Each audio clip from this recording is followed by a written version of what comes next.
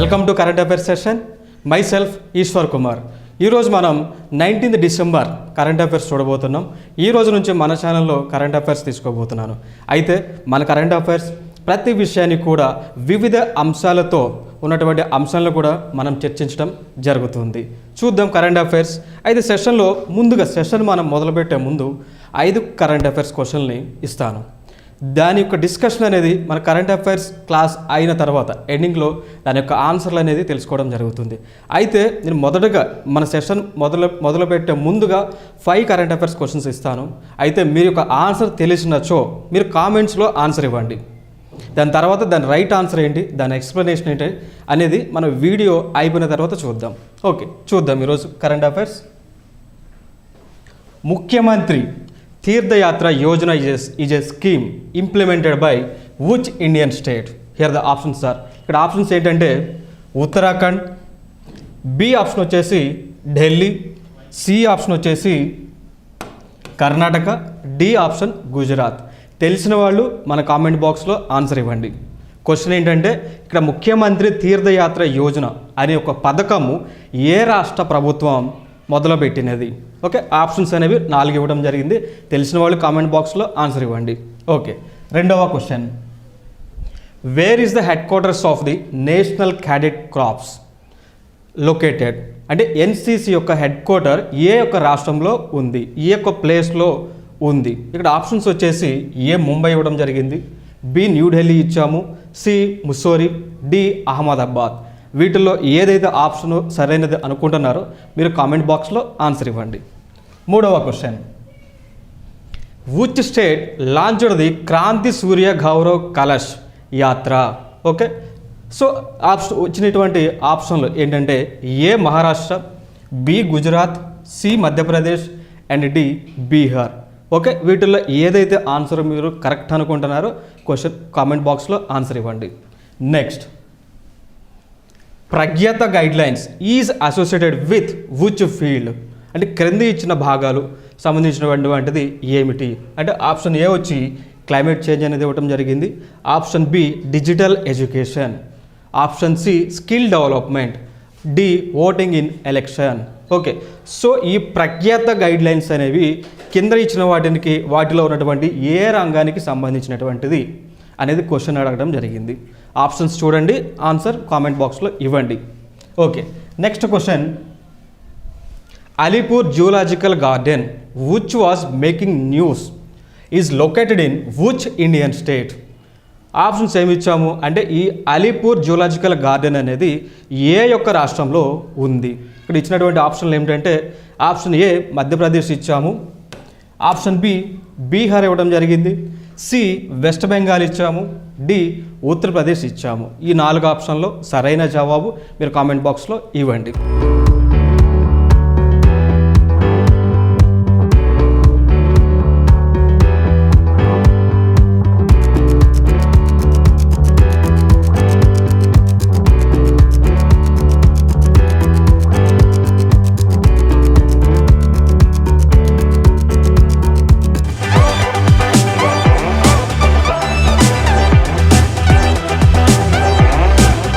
ఈరోజు current affairs చూస్తే ఇక్కడ చూడాల్సినది మనం ఏమిటి అంటే typhoon Roy hits Philippines.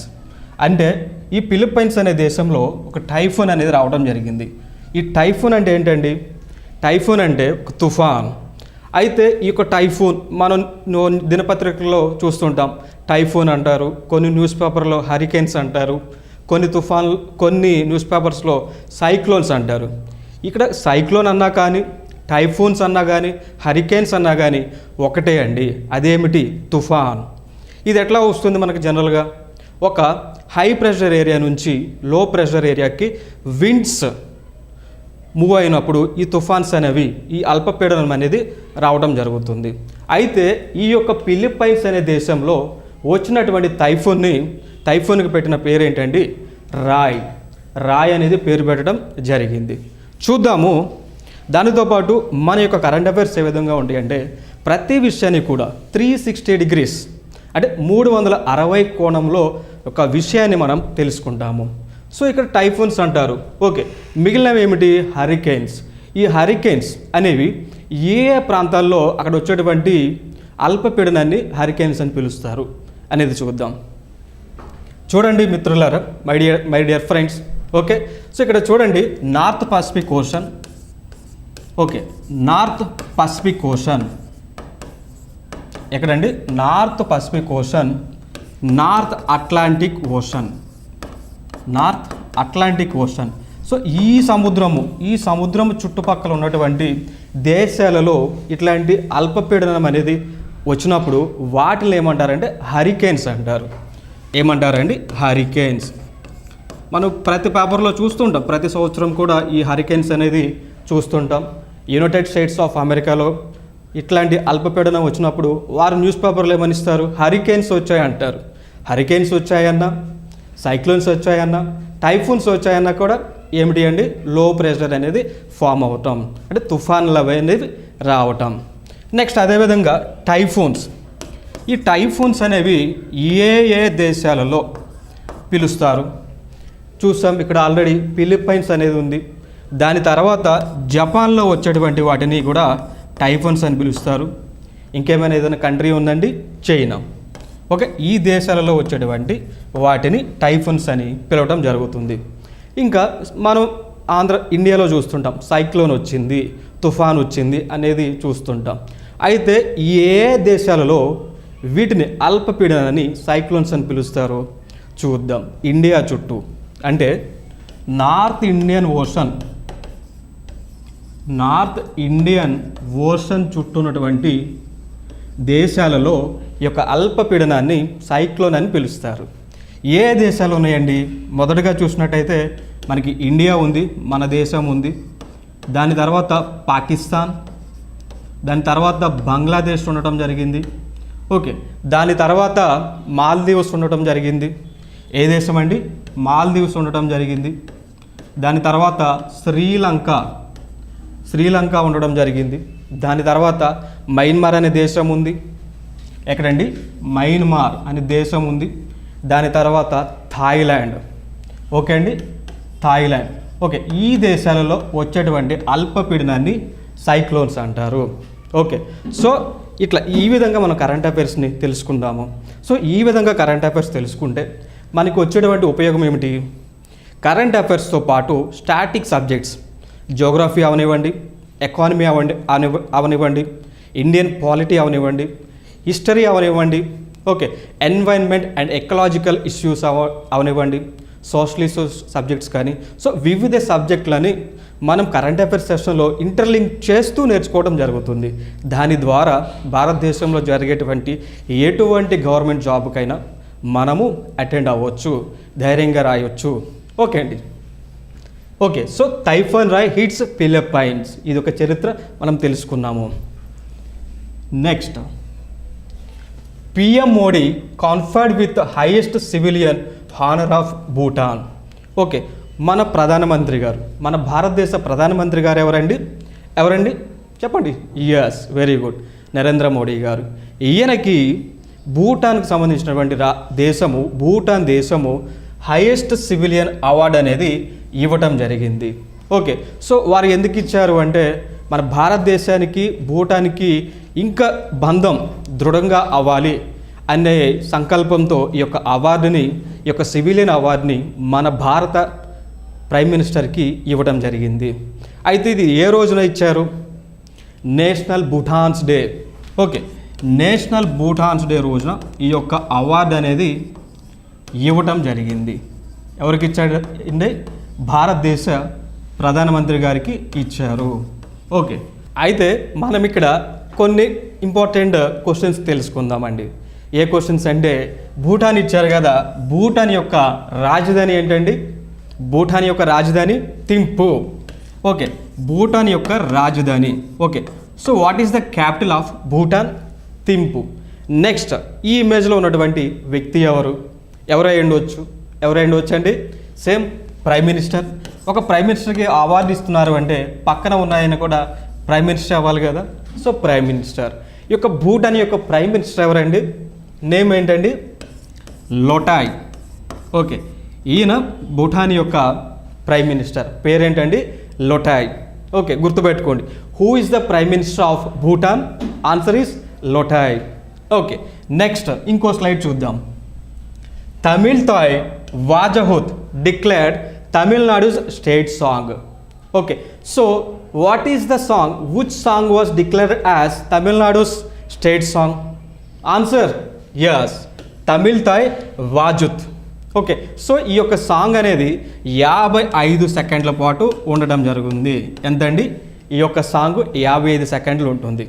So మనం చూద్దాం. సరే, తమిళనాడు గురించి చూసాము. సార్, ఇండియా లెవెల్లో ఏముండొచ్చు? ఇండియాకి నేషనల్ సాంగ్ ఏంటి? ఇండియాకి నేషనల్ ఆంథమ్ ఏంటి? చెప్పగలరా?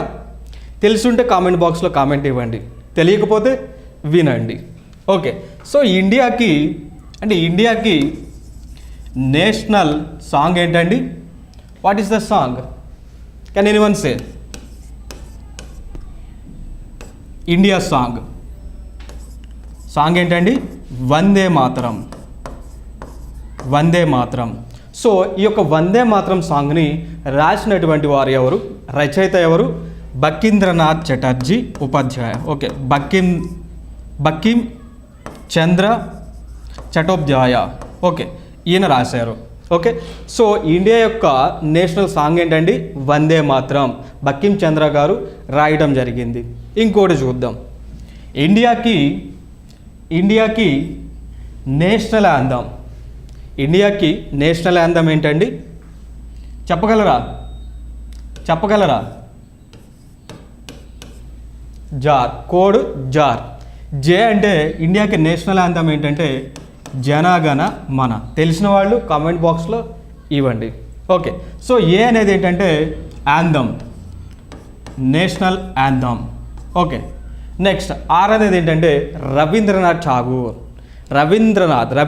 ఠాగూర్.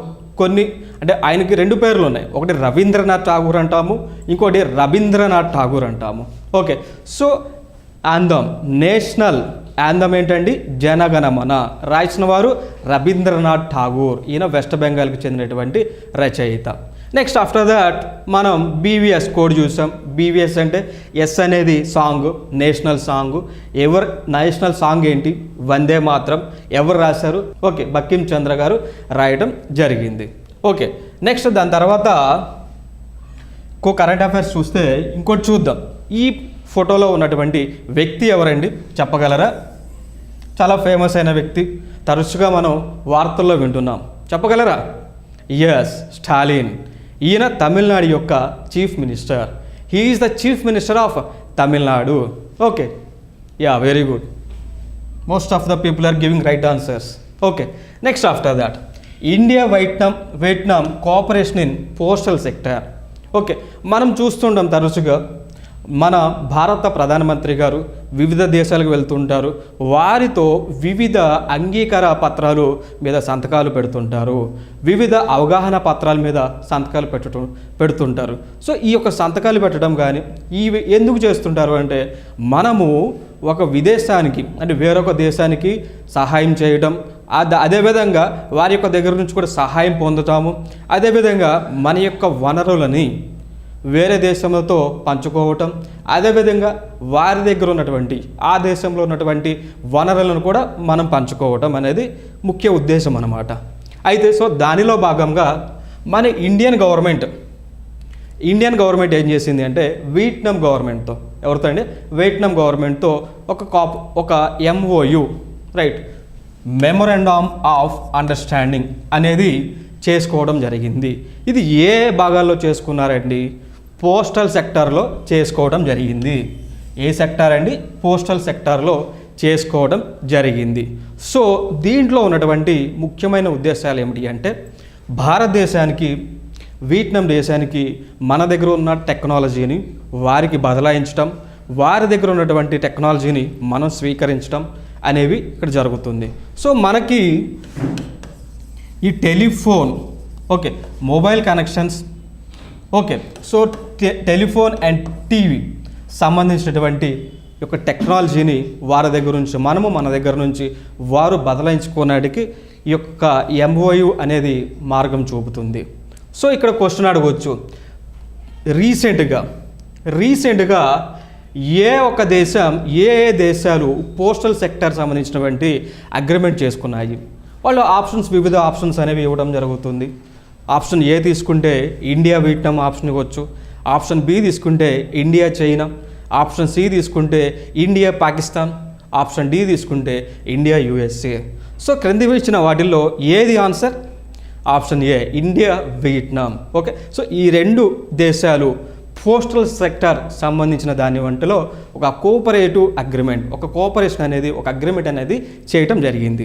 ఓకే, ఇది నెక్స్ట్. ఇంకొకటి చూసుకుంటే కరెంట్ అఫైర్స్ చూసుకుంటే WHO gives emergency approval for Covax vaccine. Okay, మనము చూస్తున్నాం వార్తల్లో రకరకాల వ్యాక్సిన్లు వింటూ ఉన్నాం. అయితే ఇదొక మరొక వ్యాక్సిన్. ఓకే, ఏ వ్యాక్సిన్ అండి? కోవావాక్స్ అనేది ఇది ఎవరికి ఇస్తారు? ఇది ఎవరికి ఇస్తారంటే పిల్లలకి, చిల్డ్రన్కి. ఈ యొక్క వ్యాక్సిన్ అనేది చిల్డ్రన్కి ఇస్తారు. అయితే ఈ కోవావాక్స్ అనేది అనే వ్యాక్సిన్ని ఏ సంస్థ తయారు చేయబోతుంది? ఎవరు తయారు చేయబోతున్నారు అంటే ఇండియాలో ఉన్నటువంటి serum institute. Okay, serum Institute of India అనేవారు ఈ యొక్క వ్యాక్సిన్ని తయారు చేయబోతున్నారు. ఓకే, సో ఈ యొక్క వ్యాక్సిన్ తయారు చేయాలంటే ముందుగా WHO అంటే ఏమిటి? World health organization. ఇది ప్రపంచ యొక్క ఆరోగ్య సంస్థ. దీనిని ప్రపంచ ఆరోగ్య సంస్థ అని అంటారు. ఓకే, సో ఇక్కడ ఈ Serum Institute of India. Okay, so ఇక్కడ తెలుసుకోవాల్సినది దీని యొక్క CEO ఎవరు?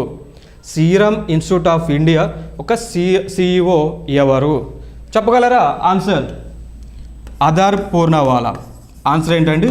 అదర్ పూర్ణవాలా. ఓకే, సో ఈయన ఈ యొక్క సీరం ఇన్స్టిట్యూట్ ఆఫ్ ఇండియాకి CEO.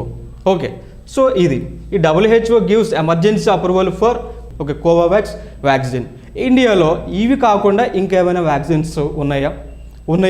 ఉన్నాయి. అవేమిటో ఒకసారి చూద్దాం. కోవిషీల్డ్ అండి, కోవిషీల్డ్ వ్యాక్సిన్. దాని తర్వాత కోవాక్సిన్, స్పుట్నిక్. ఓకే, స్పుట్నిక్ ఈ వ్యాక్సిన్స్ అండి. ఓకే, ఈ ఫేమస్ వ్యాక్సిన్స్ ఇండియాలో ఉన్నటువంటివి ఏమిటండి? Covishield, next Covaxin, Sputnik. Okay, so పిల్లల కోసం తయారు చేసినటువంటి చేయబోతున్న వ్యాక్సిన్ ఏంటంటే కోవావాక్స్ అనేది చిన్నపిల్లల కోసం తయారు చేయబోతున్నారు. అయితే ఈ యొక్క వ్యాక్సిన్ని 21 రోజులు వ్యవధిలో మాత్రమే వేసుకోవాలి. ఓకే, ఫస్ట్ వ్యాక్సిన్ ఈరోజు వేసుకుంటే నెక్స్ట్ డోస్ అనేది 21 రోజుల తర్వాత వేసుకోవాలి. ఓకే, క్వశ్చన్ అడగవచ్చు, కోవావాక్స్ అనే వ్యాక్సిన్ ఎన్ని రోజుల వ్యవధిలో వేసుకోవాలి? ఆన్సర్ వచ్చేసి 21 దినాలలో. ఓకే, కోవిషీల్డ్ అనే వ్యాక్సిన్ ఎన్ని రోజుల వ్యవధిలో వేసుకోవాలి? ఆన్సర్ వచ్చి 84 రోజులు. ఓకే, అదేవిధంగా కోవాక్సిన్ అనేది ఎన్ని రోజుల వ్యవధిలో వేసుకోవాలి? ఎన్ని రోజుల వ్యవధి అండి? 28 రోజుల వ్యవధిలో. సో ఇట్లాంటి క్వశ్చన్స్ అనేవి మనం తరచుగా ఎగ్జామ్స్లో చూస్తున్నాం. సో మన ప్రిపరేషన్ అనేది కూడా ఈ విధంగా ఉండాలి. Next, ISRO developing SSLV with private participation. Okay, so ISRO అనేది మన యొక్క స్పేస్ ఏజెన్సీ. ఇండియాలో ఉన్నటువంటి స్పేస్ ఏజెన్సీ ఏంటంటే ISRO, Indian space research organization, ISRO.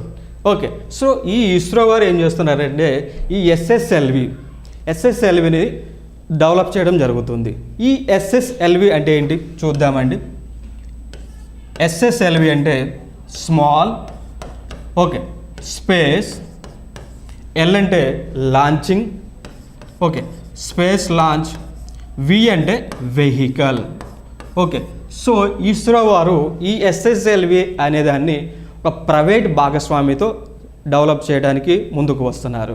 అయితే ఈ SSLV అనేది ఎంత బరువుని కక్షలోకి తీసుకెళ్ళగలదు? ఎంత బరువు అంటే 500 kgs అండి.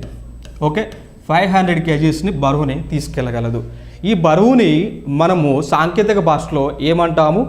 పేలోడ్ అంటాము. ఓకే, పేలోడ్ అంటామండి.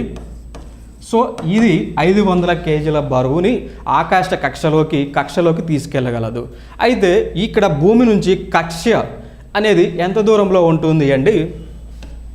ఎంత దూరంలో ఉంటుంది? 500 కిలోమీటర్ల దూరంలో ఉంటుంది. ఈ కక్ష అనేది 500 కిలోమీటర్ దూరంలో ఉంటుంది.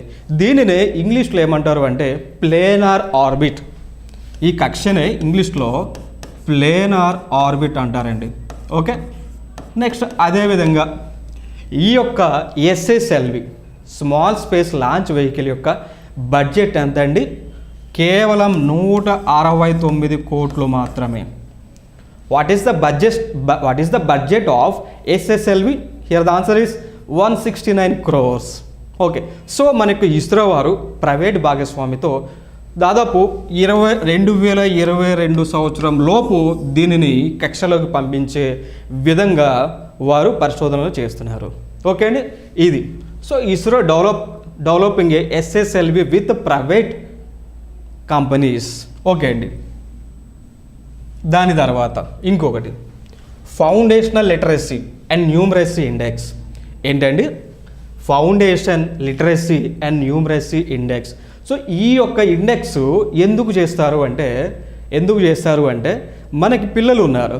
పిల్లలు వయసు 10 సంవత్సరాల లోపు ఉన్నటువంటి వయసు బాలికలు వారికి చదువు అంటే లిటరసీ అక్షరాస్యత ఏ మేరకు ఉంది అనేది తెలుసుకోవడానికి ఈ యొక్క రిపోర్ట్ అనేది మనకి చూపిస్తుంది. ఏమంటారండి? Foundational literacy and numeracy index. ఇదనేది ఒక లిటరసీ అక్షరాస్యత సూచిక. ఇది ఏ ఏజ్ గ్రూప్ వాళ్ళకి చూపిస్తుంది అంటే 10 సంవత్సరాల లోపు ఉన్నవారికి అండి. ఎంతండి? 10 సంవత్సరాల లోపు ఉన్నవారికి. అయితే మనం ఇక్కడ తెలుసుకోవాల్సినది ఏమిటి అంటే ఈ యొక్క రిపోర్ట్ని foundational literacy and numeracy index ఈ యొక్క రిపోర్ట్ని ఎవరు తయారు చేశారంటే ఇన్స్టిట్యూట్ ఫర్ కాంపిటేటివ్నెస్ అనేవారు ఈ యొక్క సూచికని తయారు చేయడం జరిగింది. ఇంపార్టెంట్ క్వశ్చన్ అండి. సో ఇట్లాంటి క్వశ్చన్స్ మనకి ఎగ్జామ్లో అడగటం జరుగుతుంది. ఇట్లా అడుగుతారు. So foundational literacy and numeracy index was prepared by options ఇస్తారండి. ఆప్షన్ ఏ వచ్చేసి WHO ఆప్షన్ ఏ వచ్చేసి వరల్డ్ బ్యాంక్ అంటారు. ఆప్షన్ బి వచ్చేసి యునైటెడ్ నేషన్స్ ఆర్గనైజేషన్స్ అంటారు. ఆప్షన్ సి వచ్చేసి ఇన్స్టిట్యూట్ ఫర్ కాంపిటేటివ్నెస్ అంటారు. ఆప్షన్ డి వచ్చేసి యునెస్కో అంటారు. సో క్రింది వాటిల్లో ఏ ఆన్సర్ మనకి కరెక్ట్ అండి? Option C institute for competitiveness. So ఇట్లాంటి క్వశ్చన్లు మనకి ఎగ్జామ్లో అడగడం జరుగుతుంది. ఓకే, సో ఈ యొక్క రిపోర్ట్ని ఎవరు రిలీజ్ చేశారు? ఉంటారు కదా ఈ రిపోర్ట్ని రిలీజ్ చేసేవారు. ఆ రిపోర్ట్ని రిలీజ్ చేసిన వ్యక్తి ఎవరంటే బిబెక్ డెబ్రాయ్. ఎవరండి? బిబెక్ డెబ్రాయ్. ఈయన ఎవరండి? బిబెక్ డెబ్రాయ్. మనం వినే ఉండొచ్చు న్యూస్ పేపర్స్లో ఈ యొక్క పేరు. ఈయన ఎవరంటే ఎకనామిక్ అడ్వైజరీ కౌన్సిల్కి చైర్మన్. ఎవరంటే బిబెక్ డెబ్రాయ్ ఎవరంటే ఎకనామిక్ అడ్వైజరీ కౌన్సిల్కి చైర్మన్. సో ఈ యొక్క ఎకనామిక్ అడ్వైజరీ కౌన్సిల్ అనేది ప్రైమ్ మినిస్టర్ ఆఫ్ ఇండియా ప్రధానమంత్రి భారతదేశ ప్రధానమంత్రికి వివిధ అడ్వైజెస్ ఆర్థిక విషయాలకు సంబంధించినటువంటి అడ్వైజెస్ అనేది ఇవ్వడం జరుగుతుంది. సో ఇది చూసుకుంటే ఇది ఎకానమీ లింక్ చేసుకోవచ్చు. ఓకే, సో ఇట్లాంటి విషయాలు ఎకానమీలో సబ్జెక్ట్ లింక్ చేసుకోవచ్చు. సో మనం ఇక్కడ ఎకానమీ కూడా కవర్ చేసాము. Okay, fine. నెక్స్ట్ చూసినట్టయితే ఇంటర్నేషనల్ మైగ్రెంట్స్ డే. ఈ ఇంటర్నేషనల్ మైగ్రెంట్స్ డే ఎప్పుడు అండి? 18th December. ఓకే, సో ఈ ఇంటర్నేషనల్ మైగ్రెంట్స్ డే అనేది 18th డిసెంబర్న సెలబ్రేట్ చేయడం జరుగుతుంది. సో దీని యొక్క ఇంటర్నేషనల్ మైగ్రెంట్స్ డే యొక్క ప్రాముఖ్యత ఏమిటి? ఇది ఏమిటి అంటే వలస వెళ్తుంటారు. ఓకే, సో వలస కార్మికులు వారి యొక్క బాగోగులని అదేవిధంగా వారిని చైతన్యవంతులు చేయటం, అదేవిధంగా దేశంలో ఉన్నటువంటి ప్రజలు కూడా చైతన్యం కల్పించడం అనేది ముఖ్య ఉద్దేశం. Okay, so this international migrants day is celebrated on 18th December. Okay, so to raise awareness. ఎందుకు అండి? ప్రజలలో అవేర్నెస్ అనేది తీసుకురావటం. ఎందుకోసం? మైగ్రెంట్స్కి ప్రొటెక్షన్ అనేది ఇవ్వటం. ఓకే, మైగ్రెంట్స్కి అండ్ రిఫ్యూజెస్కి ప్రొటెక్షన్ ఇచ్చే విషయాన్ని అవేర్నెస్, ప్రజలలో చైతన్యం తీసుకురావడానికి ఈ యొక్క ఇంటర్నేషనల్ మైగ్రెంట్స్ డే అనేది సెలబ్రేట్ చేయడం జరుగుతుంది. ఇది ఎప్పుడు చేస్తున్నారండి? డిసెంబర్ 18న ప్రతి సంవత్సరం చేస్తున్నారు. అయితే దీనిని నిర్వహించడానికి ఉన్నటువంటి సంస్థ ఏది అండి? International organization for migration, IOM. Okay, IOM అనే ఆర్గనైజేషన్ అనమాట. ఓకే, చూసారా ఇక్కడ ఇమేజెస్ చూస్తున్నాం. నెక్స్ట్ ఇంకో కరెంట్ అఫైర్స్ చూసినట్లయితే గోవాస్ లిబరేషన్ డే. ఏంటండి? Goa's liberation day. ఇక గోవాస్ లిబరేషన్ డే అంటే ఇక్కడ ఏంటి? గోవా అనే రాష్ట్రంకి స్వాతంత్రం వచ్చిన రోజు. మనకి డౌట్ రావచ్చు, సార్ గోవా అనేది ఇండియాలో ఒక పార్ట్ కదా, మళ్ళీ గోవాకి లిబరేషన్ డే ఏంటి సార్ అని మీరు అడగవచ్చు. మై డియర్ స్టూడెంట్స్, 1961 వరకు గోవా అనేది పోర్చుగీస్ దేశం కంట్రోల్లో ఉన్నటువంటిది, వారి యొక్క ఆధీనంలో ఉన్నది. అయితే 1961 తర్వాత భారతదేశం యొక్క ఆర్మీ వెళ్ళి ఒక పోర్చుగీస్ కంట్రోల్ నుంచి ఈ గోవాని మన భారతదేశం కంట్రోల్లోకి తీసుకురావడం జరిగింది. అది ఎప్పుడు అండి? 19 డిసెంబర్. ఓకే, సో అందుకోసమే ఇయర్ ఎప్పుడండి? 1961.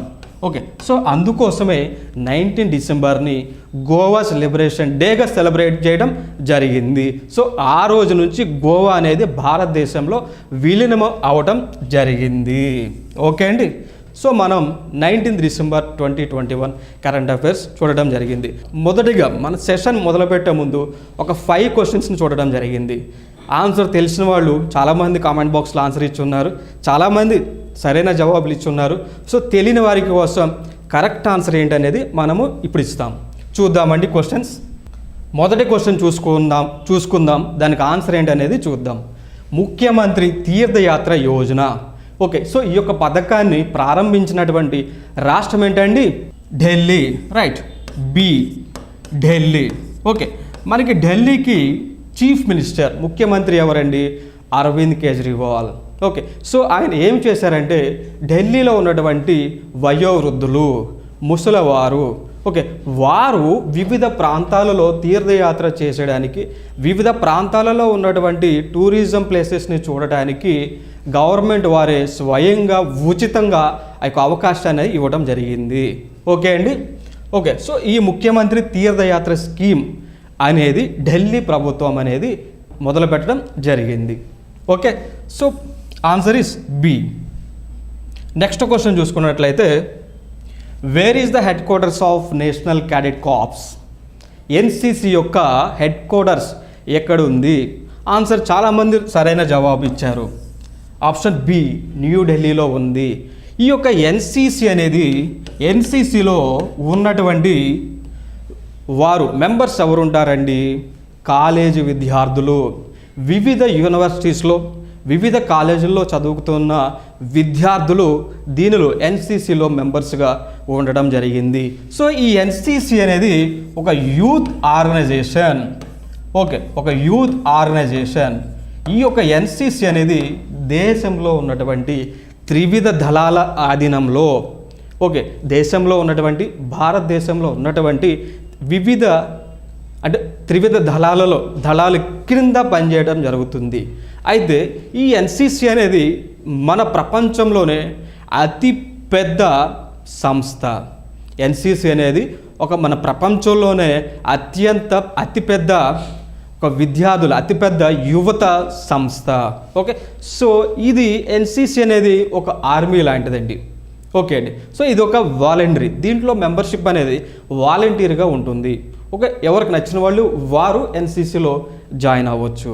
ఓకే అండి, next which state launched Kranti Surya Gaurav Kalash Yatra? Okay, so ఏ రాష్ట్రము యొక్క క్రాంతి సూర్య గౌరవ్ కలశ్ యాత్ర అనేది ప్రారంభించడం జరిగింది? ఆన్సరు ఏమై ఉండొచ్చండి? సి మధ్యప్రదేశ్ అనే ఒక రాష్ట్రం ఈ యొక్క క్రాంతి సూర్య గౌరవ్ కలశ్ యాత్ర అనే దాన్ని ప్రారంభించడం జరిగింది. ఓకే, నెక్స్ట్ క్వశ్చన్ చూద్దాం. ప్రఖ్యాత guidelines is associated with which of the following which field అంటే క్రింది ఇచ్చిన వాటిలో ఏ రంగానికి సంబంధించినటువంటిది ఈ యొక్క ప్రఖ్యాత గైడ్లైన్స్ అనేవి చూస్తాం. ఆప్షన్ చూస్తాం కదా, చాలామందికి తెలుసు, చాలామంది సరైన జవాబు ఇవ్వడం జరిగింది, కొందరు తప్పు జవాబు ఇవ్వడం జరిగింది. సో వారి కోసం ఇది దేనికోసం అండి? Digital education. Okay, digital education అంటే ఏ విధంగా ఆన్లైన్ క్లాసెస్ కండక్ట్ చేయాలి, ఏ విధంగా సెమీ ఆన్లైన్ క్లాసెస్ కండక్ట్ చేయాలి. సో వాటి సంబంధించినటువంటి గైడ్లైన్సే ఈ యొక్క ప్రఖ్యాత గైడ్లైన్స్. ఓకే అండి, సో ఇది డిజిటల్ ఎడ్యుకేషన్ సంబంధించినటువంటి గైడ్లైన్స్ అనమాట.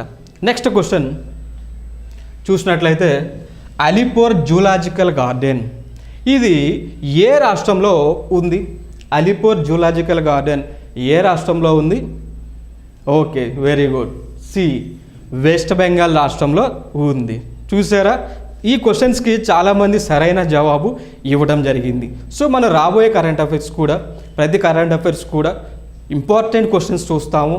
దానితో పాటు ఆ రోజు జరిగినటువంటి కరెంట్ అఫైర్స్తో పాటు దాన్ని వివిధ సబ్జెక్టులు, పాలిటీ అవనివ్వండి, జోగ్రఫీ అవనివ్వండి, ఎకానమీ అవనివ్వండి, హిస్టరీ అవనివ్వండి, ఓకే, సో ఎన్వైరన్మెంటల్ ఎకలాజికల్ అవనివ్వండి, డిజాస్టర్ మేనేజ్మెంట్ అవనివ్వండి, సో ఈ సబ్జెక్టులన్నిటికి కూడా ఇంటర్లింక్ చేస్తూ మన కరెంట్ అఫైర్స్ అనేది నేర్చుకుంటాం. సో ఇలా నేర్చుకోవడం వల్ల మనకు వచ్చే ఉపయోగం ఏమిటి అంటే ఎటువంటి ఎగ్జామ్నైనా మనము ఎటువంటి ఎగ్జామ్ రాసినా కూడా దానిలో విజయం సాధించగలం. Okay, now signing off, this is Eshwar.